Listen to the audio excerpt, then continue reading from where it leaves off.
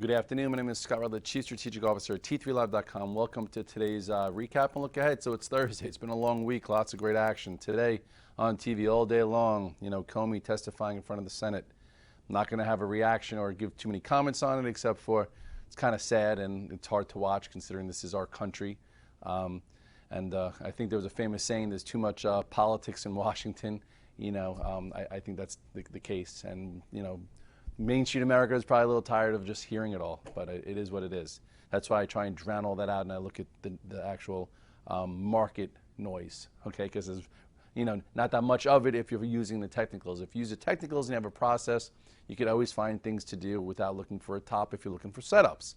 By having, again, a way to execute and a tier management system on how to stay safe and then how to have risk on when things look good, how to add size when patterns trigger, and then how to sell some and get a little cautious if we see some reasons for that.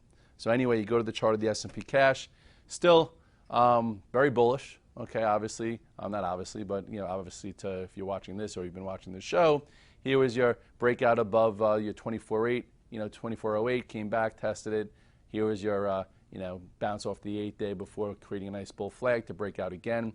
Now here we are, a little bit higher. It's always higher to get another same type of move, but all in all today, market held in there. A little bit of a doji today. Market wasn't ready to just break out and go, but it also didn't fall apart. What is it still doing? It's still above the 8th day. I would say if you want to not be in the indices and be in stocks, it's probably better. I had 6, 7 longs on for the majority of the day, including the spiders. I just took the spiders off just in case, tomorrow's Friday. I don't feel like getting any kind of surprises on a Friday, considering it's been such a nice methodical week. But anyway, that's what that looks like. This morning I got to hand it to Jenny J. We've been talking about the banks and the small caps and the buyouts and how they've been acting better. Last week the small caps had a nice 3-day move and we talked about the level it needed to hold to digest and get a really nice trade. A lot of you guys did that. A lot of people on the VTF were talking about being long the IWM. Why were they so excited about the IWM? Because you had a nice channel, 3-day move, and it held higher, okay? Created a nice bull flag. In my note this morning, I talked about if you can get above 139.50 and stay above it, to get long for a move back towards highs. Well, here you are right near the highs of this channel. So can't get too bearish when you have a 6-month consolidation about to break out to new highs here on a sector like the small caps. So either way, if you bought into the moving averages, if you look at the chart I put on Twitter a few days back, that was the support area. Here was a nice little trigger buy, and it looks like it should be able to continue. Talked about the descending channel in the banks and how it started to perk up, and now look at this. Okay, if you were thinking, which I was also thinking, that this could, again, keyword could, be a head and shoulders top pattern, and we talked about the tail of 2 patterns, meaning one fighting another. Well, the bulls are now winning this fight. Okay, could it have been a head and shoulders top pattern with yields going to 2 1/8, etc.? Yes. Did it break the neckline? No. So what does that turn into? Major support. Now today it broke above the moving averages, giving you a nice trade. Last night I tweeted to you guys I got long Citigroup. I am still long Citigroup. Why am I long Citigroup? Because technically to me this was the best looking stock as far as the banks are concerned, above the 50, above the moving averages. So to me it looks good. I wouldn't, have a little less than I had last night, but I still think it can go. If you look at the weekly chart, you'd get really excited just for the fact that it really hasn't done a whole heck of a lot, over the course. Like if you look at the other banks, what they've done, Citigroup, look where it was. Obviously, it did that crazy split back in the day, but all in all, you make this a little bit more visible, and to me, it looks like it can get to 70-ish, if not more. You go to the same weekly chart of Bank of America. It had that long channel, okay, way back when we got very bullish on it too, and it broke above it, and that was down here at around 18.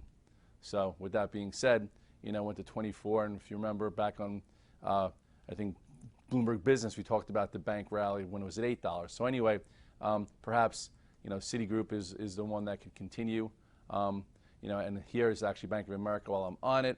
This is not leading this little group here. It just actually got to the 50-day. In my note today, I talked about how the banks could all touch their 50-day. Well, from here, touch the 50-day.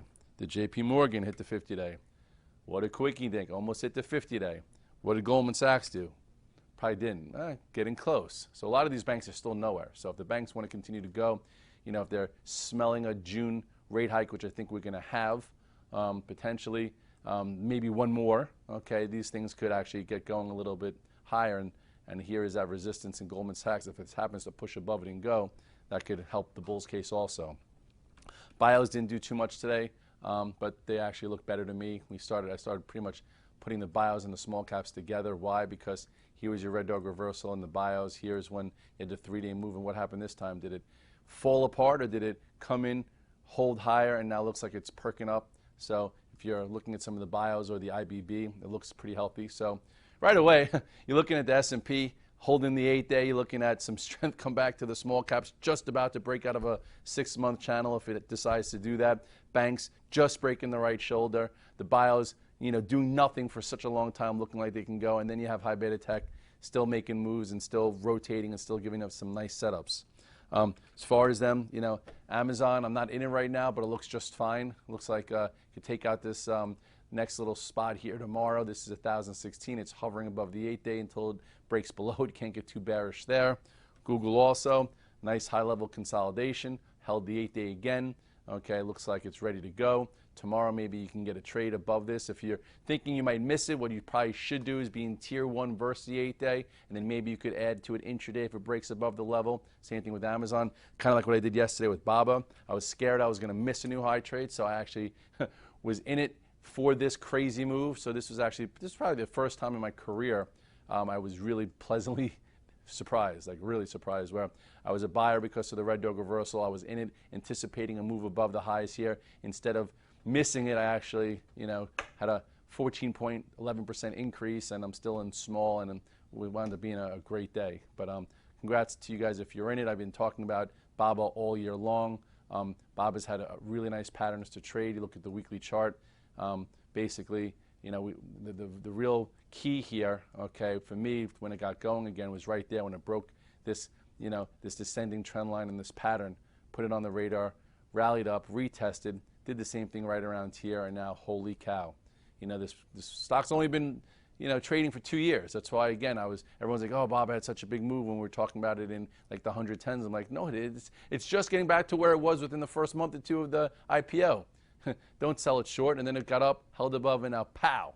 So anyway, congratulations if you're an investor. Congratulations if you were long it. Hopefully my tweets helped, because I tweeted at 3:51 yesterday that I was long Baba. So a lot of people that do what I do, because I help give them conviction, you had a good day as well, and you can go out tonight and have some drinks. It's Thursday. So anyway, that's that. Apple, I was long it overnight. I'm still long it. Didn't really do much today. It was actually a tiny bit relatively weaker, but not the end of the world. Why is it not the end of the world? Because it's just building. Okay, it's above the 21-day. Some of you guys are long versus that, or maybe long versus the 8-day. I'm long versus both, hoping that perhaps one of these sessions is going to get a move above 156 and hold it on volume and get a new high trade. So I'm trying to incubate it until that happens. You can't play for a failure, but to me, I think it's going to hold up and go. I'd like to know if the iPhone 8 is coming in September. That would give me a little bit more conviction, because if it is coming in September, I will buy more, and I think it breaks out. If it's getting pushed out, we'll see what happens. Facebook, at the end of the day, took off. I missed it. Can't be in everything. All in all, last time we talked about it in that really education video, remember right here, that's when I was a buyer. Some guys added when it held the 8-day, and now here you are breaking out again.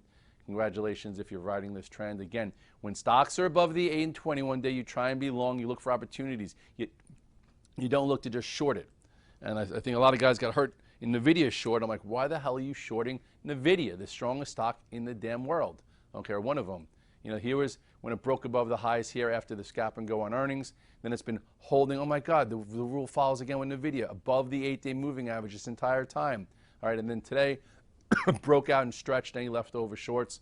If you were long it, congratulations. If you're still long it, wow, great stock. I am not in this one. Tesla, also unbelievable. I think 27% of the float is short. What is this doing? Holy cow, a momentum name following the 8-day moving average all the way up.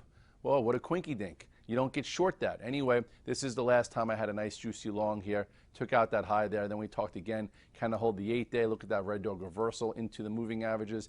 Then took out this pivot, and boom.